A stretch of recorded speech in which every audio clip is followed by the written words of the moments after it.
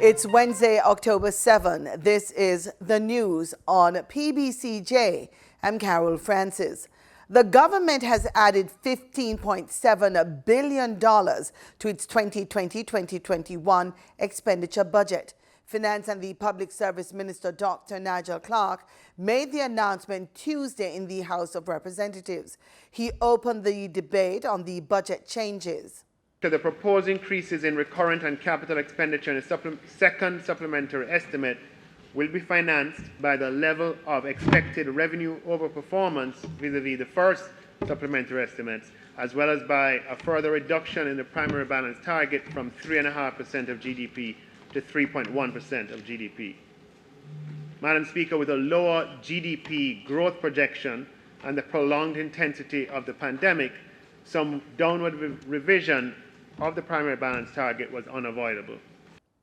The government will jack up its public investment to stimulate economic recovery. The increased spending has become necessary owing to increased costs brought on by the ongoing COVID-19 pandemic. These areas include health, education, and social welfare in the form of unemployment support.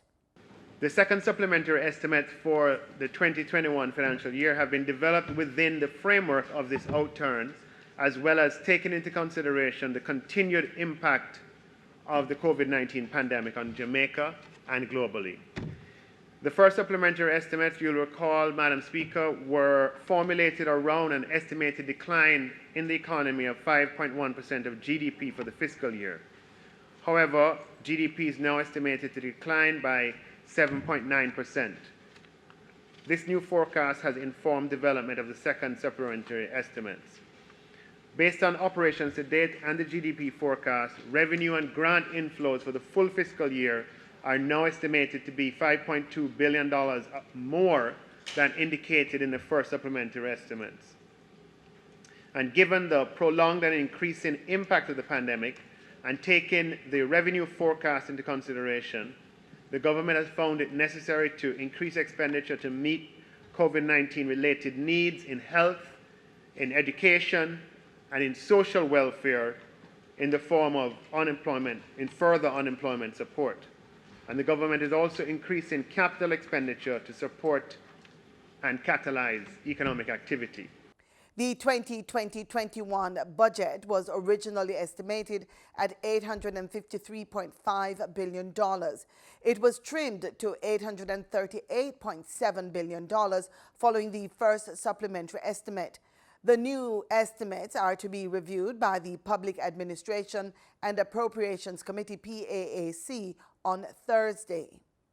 We now get some insight on the latest COVID-19 information from health authorities. 3 more deaths resulting from the pandemic were recorded over the past 24 hours. The COVID-19 death toll now stands at 126. The latest mortalities are a 67-year-old male from St. Anne, an 84-year-old female from St. Mary, and an 88-year-old male from St. Catherine. The island also recorded 82 new COVID-19 cases over the same period, bringing the overall tally to 7,191. According to the Health and Wellness Ministry, 26 recoveries were also recorded, bringing the number of recovered cases to 2,700. The number of active cases now stand at 4,268. At this time, there are 29 moderately ill and 12 critically ill patients. 156 persons are currently hospitalized. 4 persons are quarantined in a government facility. In the meantime, there are 21,619 persons quarantined at home. Currently, there are 486 imported cases and 410 cases of local transmission, while 843 are contacts of confirmed cases. 236 are associated with the St. Catherine Workplace Cluster, and 5,216 cases are under investigation. For the news on PBCJ, I'm Gabrielle Thompson. In the meantime, the Health and Wellness Ministry is to implement a COVID-19 mental health response program. This is to navigate the progression of mental health issues that are anticipated as a result of COVID-19. Health Minister Dr. Christopher Tufton made the announcement during his statement to the House of Representatives on Tuesday.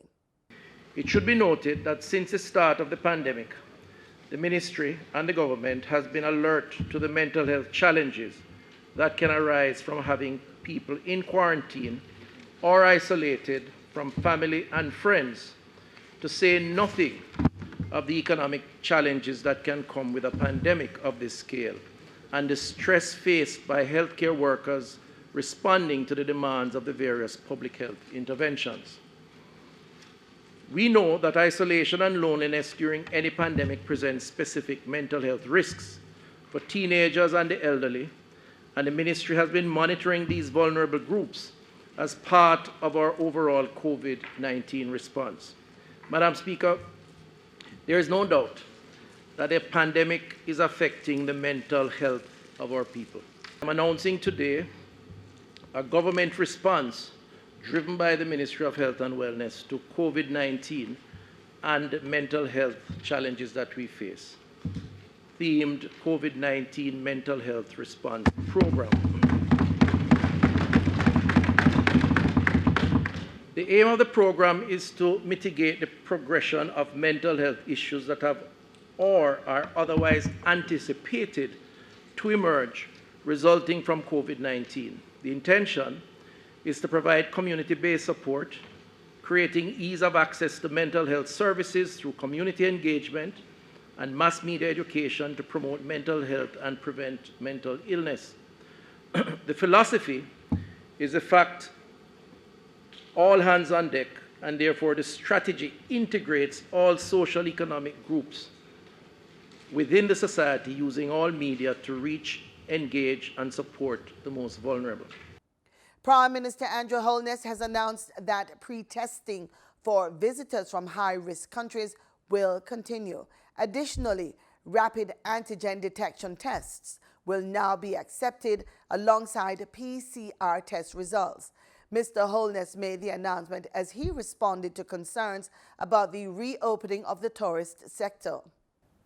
The Health Ministry recently announced that testing for COVID-19 will include antigen testing based on World Health Organization and PAHO guidelines. Prime Minister Andrew Holness says the changes in accepted testing for visitors will take effect on October 10. This should make it easier for visitors, both Jamaicans coming from overseas, Jamaicans who have gone overseas for visits, coming back into the island, Jamaicans who live overseas but who want to visit, and for tourists who are visiting Jamaica, to meet the pre-testing requirement as antigen tests are more readily available and are faster and cheaper than PCR tests. Applicants on the Visit Jamaica platform will no longer be required to upload their COVID-19 test certificates.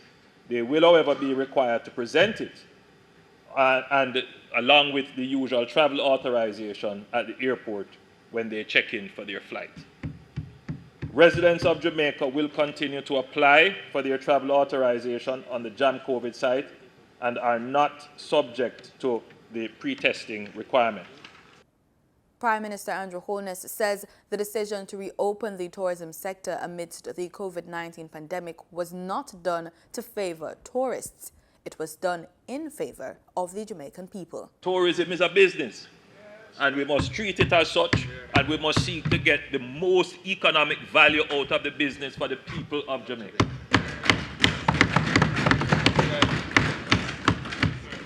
So,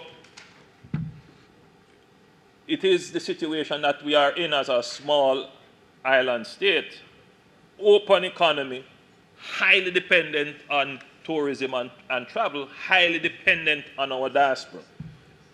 But more than that, Madam Speaker, the nature of our economy as well, by virtue of where God placed us on the globe, is that we are in the most efficient transportation lanes for shipping and for air travel. So our economy is going to be inextricably tied to trade, and Jamaica is well integrated into the world economy by logistics and travel. So any notion, Mr. Speaker, that the Jamaican economy can exist without these dimensions of our economy, those thoughts would be misplaced. He says Jamaica has done well when compared to many countries in the management of the pandemic. He furthered that the suggestion of another lockdown is an extreme one. While a lockdown is a tool that is always in the toolbox, the government in the management of the pandemic, however, is not convinced that the application of this tool called the lockdown is either practical or sustainable given Jamaica's current economic context, or even our social context. A lockdown, because sometimes people use the term without fully appreciating what it means. Right? A lockdown would mean closing our borders. You would have tighter and stricter limits on movement and gatherings within our borders. And this would mean, literally now, a decimation of our economy. Instead of a lockdown, Mr. Holness says Jamaicans should learn to live with the virus. And I would use this platform to appeal to those persons not to carry that extreme position. The key element of the government strategy now, within this context, is how do we live with the coronavirus and the COVID-19 disease that it caused.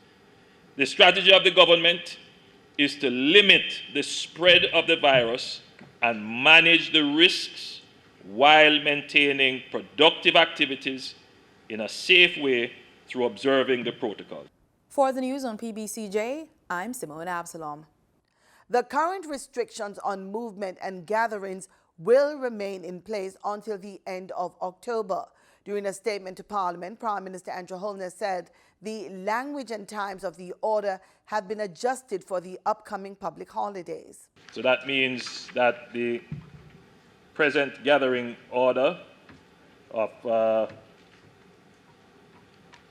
15, that will remain until the end of the month. In terms of the curfew, the island-wide time, curfew time, will remain at 8 p.m. to 5 a.m. day to day until 5 a.m. on October 18, 2020. We have considered where we are in the progression of the pandemic in the country, and we have taken a decision to discourage parties and gatherings which are normally held during the Heroes Weekend. Therefore, the curfew hours during the Heroes Weekend will be from 3 p.m. Sunday, October 18, 2020, ending 8 a.m. Monday, October 19, 2020. The curfew will resume Monday, October 19, 2020 at 3 p.m. and will end at 5 a.m. on Tuesday, October 20, 2020. Thereafter, as we have done before, the curfew will move to 9 p.m. to 5 a.m. the following day, each day ending 5 a.m. Sunday, November 1, 2020. The ban on funerals and parties will remain until the end of the month. Burials will continue to be allowed with strict observation and enforcement of the 15-person rule. Normal church and religious services operating in compliance with the established protocols have worked well and are permitted to continue. Prime Minister Holness says these strict measures are aimed at slowing down the number of infections now that the country is experiencing community spread of COVID-19. What we do now, Madam Speaker, will determine what we will be able to do in the Christmas period. If it gets out of hand now, then we would have no choice but to have tighter measures during Christmas. And so I think all Jamaicans should now be thinking that we should all be complying with the protocols, with the rules, so that we may be able to have some, I hate to use the word merriment, but it is Christmas. And so we should be very careful now so that we are able to enjoy even a few days in Christmas. Tacky High and Mile Gully High schools now have 2 new buses. The vehicles were handed over on Tuesday at the Transport and Mining Ministry's Kingston offices. The move is part of the ministry's mandate to strengthen transportation capacity of rural school districts. Funding for the purchase of the vehicle was provided through the ministry's Corporate Social Responsibility Program. Former government official, career educator Jeanette Grant-Woodham was laid to rest on Tuesday. Marlon Samuels takes a look back at her life and legacy. Flags were flown at half-mast at the University of the West Indies as a mark of respect for former government official, career educator Jeanette Grant-Woodham. Born in St. Anne, Mrs. Woodham became one of the most influential political figures in Jamaica. She studied at the Westwood High School before going to the Howard University in the United States. After graduating, she returned home to Jamaica, where she was appointed principal of the Tivoli Gardens Comprehensive High School in 1970. She broke the glass ceiling for women when she became the first female Speaker of the House in 1984. In 1986, she was appointed Minister of State in the Ministry for Foreign Affairs. In 1988, she addressed the 43rd session of the UN General Assembly in New York. There she spoke on a range of issues, including the environment, apartheid, and human rights. We cannot but be saddened by the fact that injustices and prejudices founded on race, color, political ideology, and sex continue to find sustenance in many countries and regions. Mrs. Woodham, who was 82 years old, died on September 7. She was laid to rest on Tuesday, October 6, 2020. Our sister Jeanette has gone to her rest in the peace of Christ. May the Lord now welcome her to the table of God's children in heaven.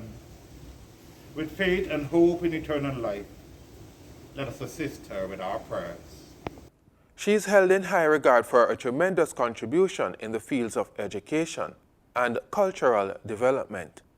She built Tivoli Gardens Comprehensive, which is now the Tivoli Gardens High School. She contributed immensely to community development, and she made a significant mark as a parliamentarian, as a foreign affairs minister. She was president of the Senate. Her contribution was very rounded, covered several areas, and it was only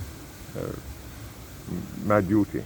And I'm really privileged because in view of the COVID pandemic, the attendance had to be restricted, and I was privileged to be one of those asked to be here. And I'm very pleased that I was able to do that. A number of firsts were associated with Mrs. Woodham. She shattered several glass ceilings on her way to becoming a symbol of gender equity, a point not lost on Gender Portfolio Minister Olivia Grange. I thought it important to be here to pay my respects to Jeanette Grant-Woodham, because she served Jamaica with her heart and her soul. And not only did she serve the country as the first female president of the Senate, and also as an active member of the Jamaica Women's Political Caucus, but at the community level, she was able to develop a number of outstanding Jamaicans now who are now serve Jamaica, who now serve the country.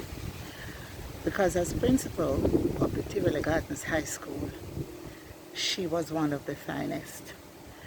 And I worked closely with her at that time, because at that time I coordinated the West Kingston Community Cultural Program. So we worked closely together. And you will see that today a number of the outstanding personalities in the arts came out of that program.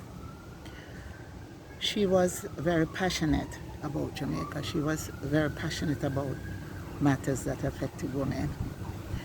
And she was one of the founding members of the Women's Caucus that helped to groom a number of women who entered active politics. Mrs. Woodham's contributions and impact would ripple from Jamaica to be felt in other global spheres.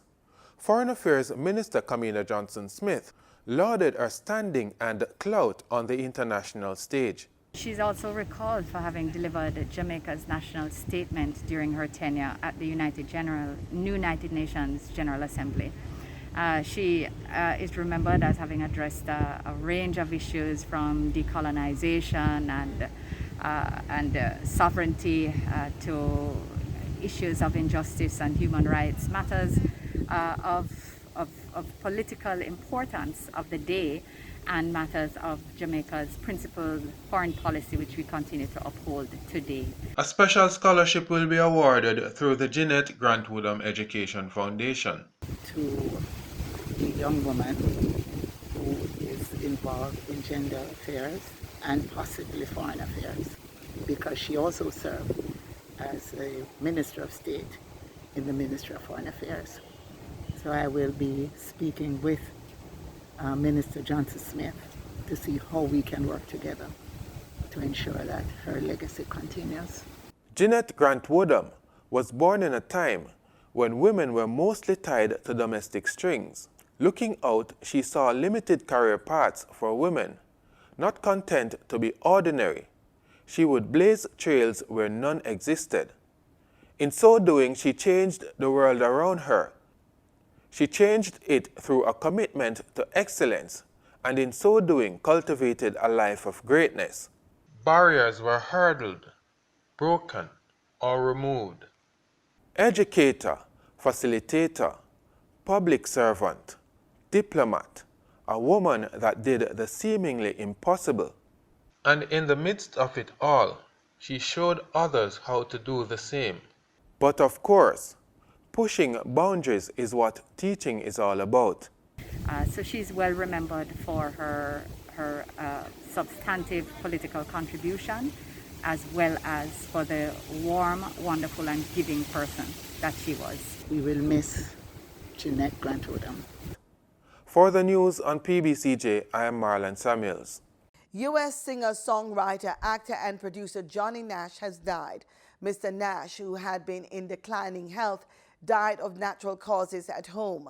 A lover of reggae music, he was instrumental in bringing the genre to U.S. audiences. He was reportedly involved in launching the career of reggae king Bob Marley. Mr. Nash's covers of Stir It Up and Guava Jelly helped expose Marley's writing to a general audience. Time now for a look at the latest market information and movement from Gabriel Thompson in the Business Report. In Tuesday's trading session, the JSE Combined Index declined by 2,989 points to close at under 400,000 units.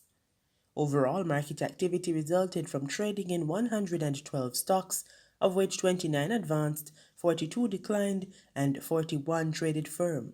The Junior Market Index advanced by 9 points to close at under 3,000 units.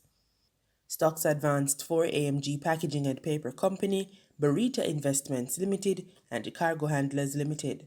Stocks declined for 1834 Investments Limited, Berger Paints Jamaica, and Caribbean Cement Company Limited. Trading firm were Access Financial Services, Blue Power Group Limited, and Sebony Group Limited. G West Corporation Limited ordinary shares was the volume leader with 4.7 million units, followed by Stanley Motor Limited ordinary shares with 4 million units and Trans-Jamaican Highway Limited with 2.4 million units.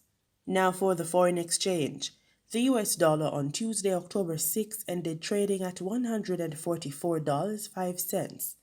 The Canadian dollar sold for an average $110.88. The pound sterling traded for $187.72, and the euro ended trading at $172.47. Oil prices slipped on Wednesday after U.S. President Donald Trump dashed hopes for a fourth stimulus package to boost the coronavirus-hit economy and on a larger-than-expected buildup in U.S. crude stocks. Brent crude futures dropped 74 cents to settle at $41.91 a barrel. West Texas Intermediate crude futures slid 87 cents to $39.80 a barrel. And that's it for this edition of the Business Report on PBCJ. I'm Gabrielle Thompson. The second leading cancer-related cause of death in Jamaican men is prostate cancer. Men are advised by the age of 40 to speak with their doctors about screening.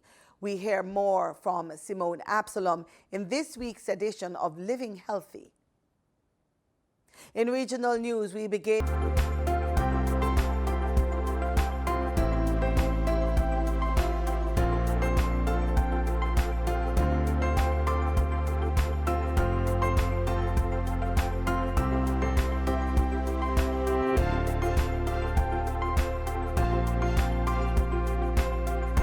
According to cancer.net, prostate cancer occurs when healthy cells in the prostate change and grow out of control, forming a tumor.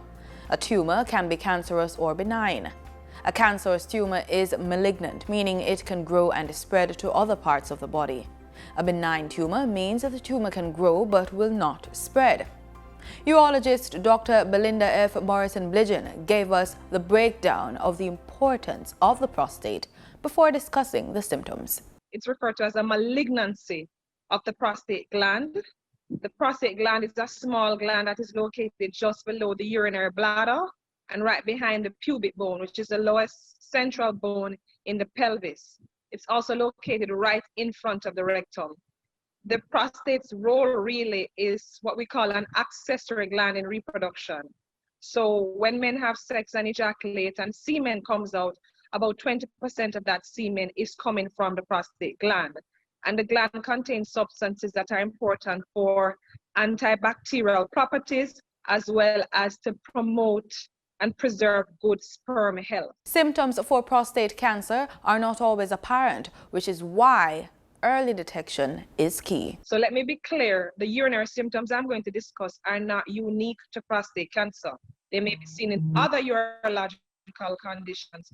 However, yes, in prostate cancer, they can present with either difficulty urinating, a poor urinary flow, urinary stream. The man will tell you that when he goes to the bathroom, he has to wait a long time for the urine to come. He may even see blood in his urine. He may have urinary retention where he wants to pass urine and nothing at all will come, or increased urinary frequency. So that's it involves the entire prostate gland. And the reason they'll get these symptoms is because the prostate itself as an organ surrounds the urinary passage called the urethra, at least a portion of it. So if it becomes invaded with cancer, it can compress that urinary passage and create a difficulty and outflow obstruction, if you will. But as it gets progressively worse and it starts to spread outside the prostate, then there are more devastating symptoms. Other symptoms of prostate cancer includes kidney failure, back pain, erosion of the bone, compressed spinal cord, changes in bowel habits. Since it is that sometimes when at the beginning it's not as apparent in terms of symptoms, at what age do we start regular testing of our prostate so that we can avoid this from getting more dangerous? So testing early or early detection, also called screening, is dependent on certain factors, and really these are risk factors. So anyone who is Black or has a family history of prostate cancer are considered high risk, and it's generally recommended that these persons start at age 40. Age 40. Persons who are of low or intermediate risk, so they're not Black or they have not had a demonstrated a family history of prostate cancer, then the benefits are for screening at a much later age, at about age 55. There is a cutoff, and that's usually 69, 70. And the recommended screening interval is every year. Prostate cancer can be treated and managed depending on how early it's detected, its growth and speed of growth. You can hear more about treatment options for prostate cancer on the next episode of Blueprints to Health. This has been Living Healthy.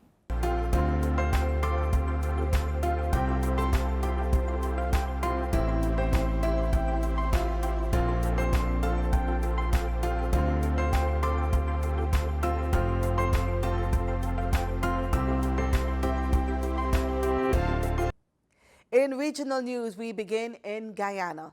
Deputy Chief Elections Officer Roxanne Myers has been arrested by police as they continue their investigation into the disputed March 2 regional and general elections. Attorney Nigel Hughes told reporters his client has been arrested for obstructing the course of justice because she exercised her right to silence. Mr. Hughes said that the Deputy Chief Elections Officer learned that she was wanted by the police for questioning, and so she voluntarily visited the Criminal Investigations Branch.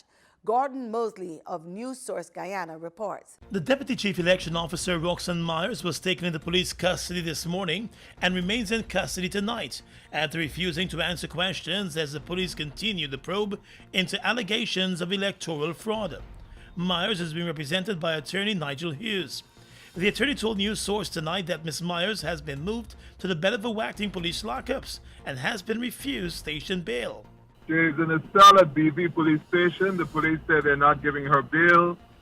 When she was taken to BV, she was told that she was there for obstruction of justice because she exercised her right to remain silent.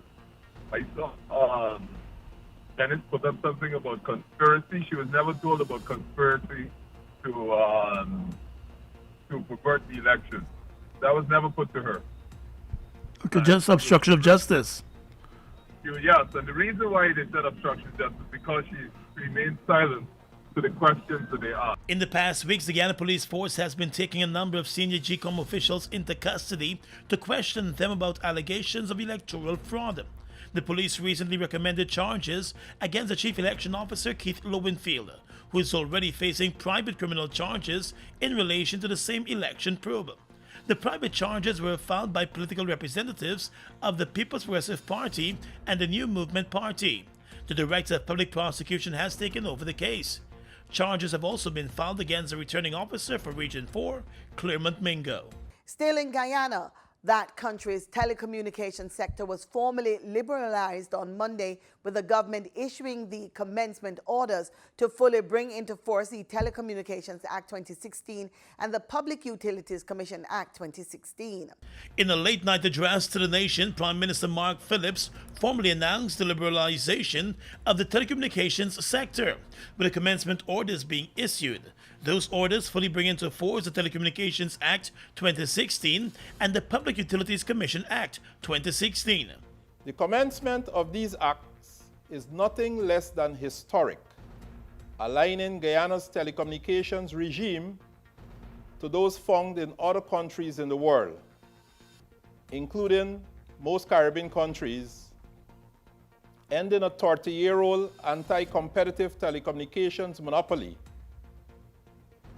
that have left Guyanese weary, frustrated, and lagging behind in the telecommunications arena. The move by the government effectively fully opens the telecommunications market in the country, allowing for other major players in the provision of mobile and internet services. The Prime Minister said it is anticipated that Guyanese will feel an immediate positive impact from the implementation of the legislation, which he believes creates a modern and competitive environment for telecommunications, and which will immediately result in greater choices, better quality of service, and lower prices for consumers. At the same time, he said that all operators continue to enjoy all benefits conferred under the old legislative regime. This decisive step is consistent with our government's vision of furthering national and regional social and economic development. The legislation specifically addresses the expansion of telecommunications networks and services into unserved and underserved areas through the institution of a new Universal Access, Universal Services Program. The Telecommunications Act 2016 was laid in Parliament back in 2011, but was only enacted in 2016 as negotiations continued with GT&T over its monopoly coming to an end. The Prime Minister said the government of Guyana remains ready and willing to work with all stakeholders to ensure every Guyanese has affordable access to quality and modern services. Over the past few years, GTT, while not opposing liberalization, has indicated that it wants a level playing field to be developed with all of the companies in the sector. The company has complained in the past about paying a much higher tax rate than many of its competitors that were already in the market before the formal liberalization of the sector. And in sports, we are in the creases with cricket. World #1 all-rounder Jason Holder will remain as Test captain for the tour of New Zealand, which bowls off next month. Convener of selectors Roger Harper confirmed that the 28-year-old Barbadian will continue in the post for the 2 Test series, despite the recent struggles of the Caribbean side. Holder was appointed captain in 2015, replacing wicketkeeper Danish Ramdin. He was relieved of the one-day captaincy last year after 5 years in charge and was replaced by veteran Kieron Pollard, who was also assumed leadership of the 2020 unit. Harper, who took over the selection panel last year, said Holder remained the first-choice captain since there was a scarcity of leadership qualities not only throughout the ranks of the Test side, but across the regional game. And that's our package. Join us again tomorrow, same time, same place, for more news and sports right here on PBCJ, the People's Station.